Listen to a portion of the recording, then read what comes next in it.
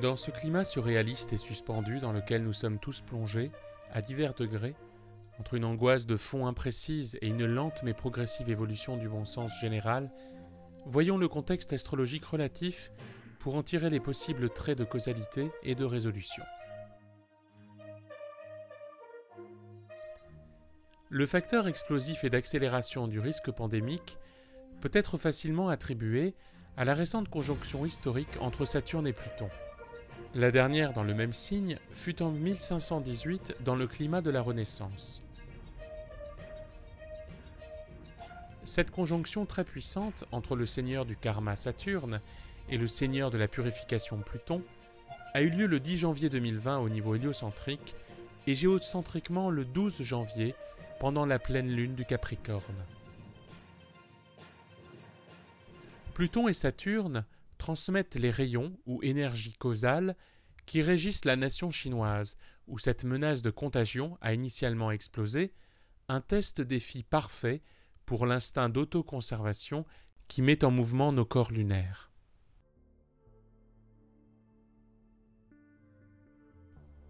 On entend par corps lunaire les véhicules ou corps de la personnalité humaine construits précisément par les pitris lunaires,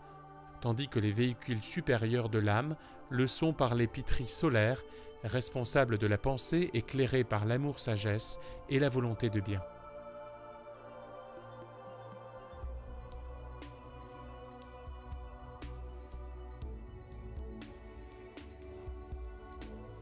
Pourquoi lunaire ? Parce que pour l'astrologie ésotérique, la lune est la mère de la forme, réceptive et générative, qui manifeste enfin la volonté créatrice de Vulcain, le cœur du soleil, qui est l'aspect âme-conscience du système solaire.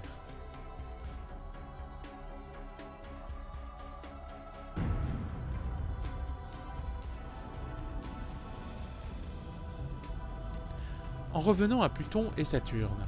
au-delà de la gamme infinie de réactions émotionnelles et mentales qui inondent le réseau et notre champ planétaire unifié, ce phénomène déclenche la nécessité de discrimination pour la gestion de l'urgence dans les activités extérieures. Cela est Saturne qui concerne la planification rationnelle et des angoisses intérieures, Pluton qui vise la régénération et la libération des enfers,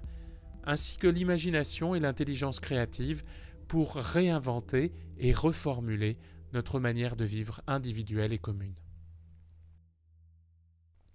La présence, cette même année, du sage et bienveillant Jupiter, second rayon d'amour-sagesse, dans le signe de la lumière céleste du Capricorne,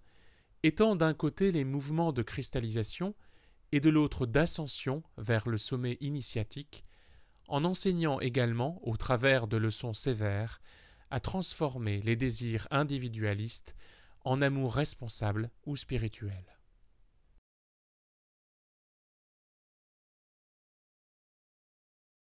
La triade des trois rayons d'aspect, 1 Vulcain-Pluton, 2 Jupiter et 3 Saturne, resplendit au sommet et de grandes possibilités initiatiques s'ouvrent à la conscience planétaire et humaine. Nous sommes donc à un point de crise fondamentale, d'opportunité, de choix, de nouvelles directions, précédant la merveilleuse conjonction entre Jupiter et Saturne en Verseau du 2 novembre. Au niveau géocentrique, elle sera le 21 décembre 2020. Cette conjonction est la première après la dernière en 1404, désormais résolument à cheval et en faveur de l'ère naissante de la fraternité et de l'universalité. Cette année est donc véritablement une année idéale pour un nouveau début planétaire, et tout semble préparer la scène pour présenter la puissance résolutive du mariage entre Jupiter et Saturne, l'amour et la lumière solaire, flottant autour de la volonté centrale du soleil Vulcain, nos deux frères constructeurs du plan solaire.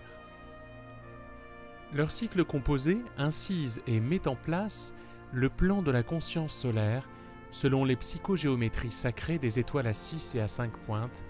qui se forment tous les 60 ans. 60 ans incluent en effet 3 conjonctions entre Jupiter et Saturne tous les 20 ans environ, qui tracent dans le cercle du zodiaque le triangle, la première superficie, tandis que les oppositions tracent un autre triangle qui lui est symétrique.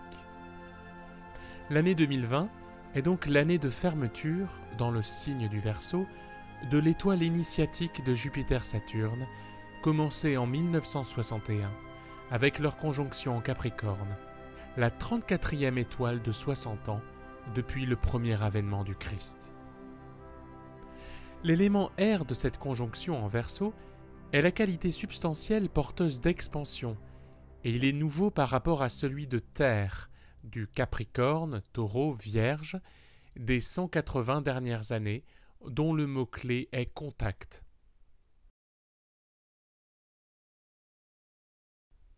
Des étoiles sacrées au sommet du Verseau commenceront donc en 2020, 2080, 2139 et en 2199. Et ces impulsions évolutives orienteront l'humanité vers le service universel à travers la conscience de groupe, vers la fraternité universelle, la coopération dorée, la clarification et la distribution de la connaissance, toute valeur sacrée au signe du Verseau.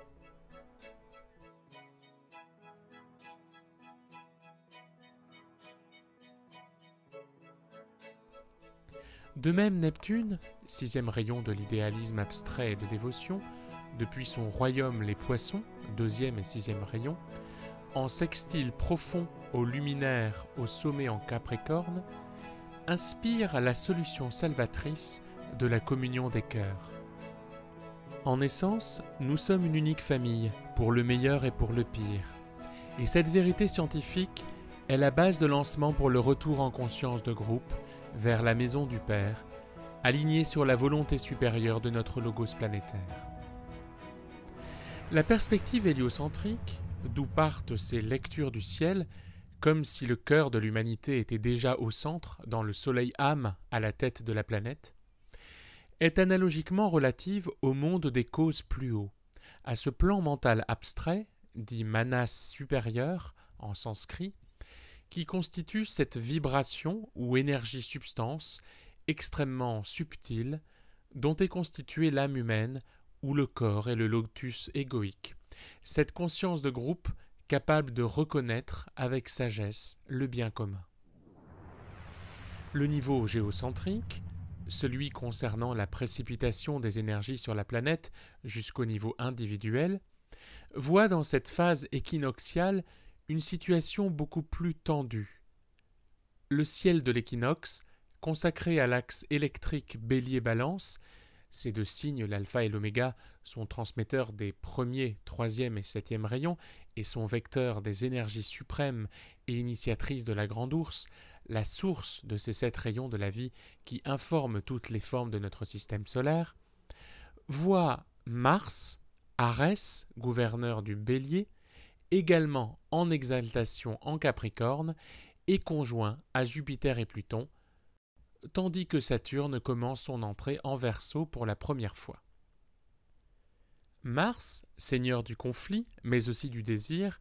qui traduit en action la volonté de Vulcain, régit le plexus solaire de l'humanité ordinaire et est donc le grand moteur et baromètre du sentiment général.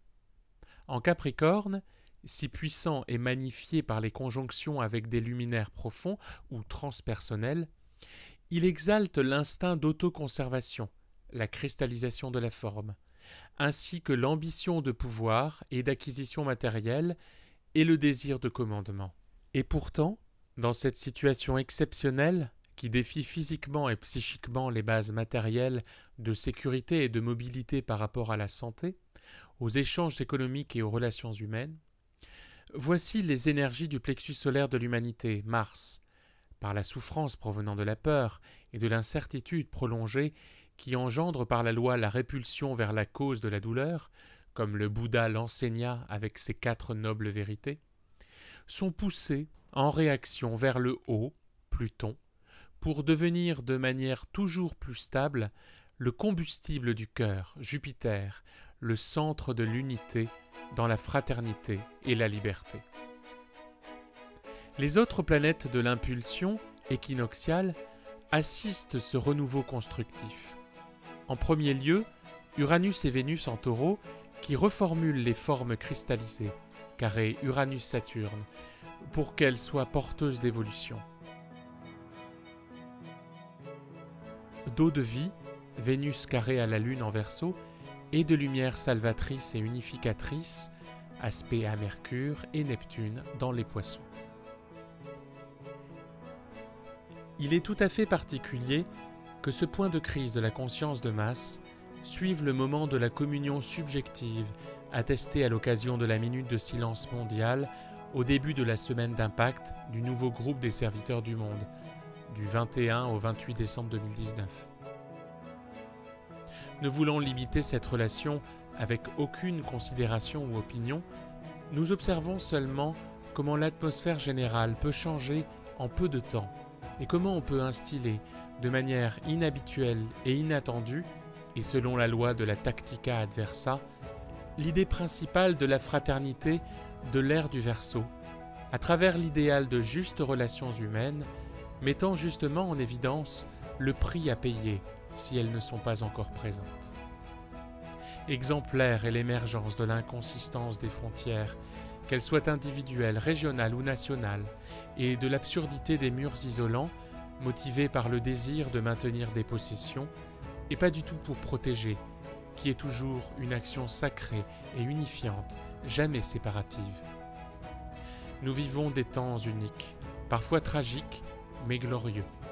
qui conduisent l'humanité douloureuse à se reconnaître une, à transformer les incertitudes et les doutes dans la lumière de la sage discrimination, la peur et l'angoisse dans le courage et le détachement plein d'amour, l'agression et la haine dans la volonté de bien. En un mot, en allant toujours plus consciemment et en s'unissant vers la libération de l'hérésie, de la séparation et de l'illusion de la mort.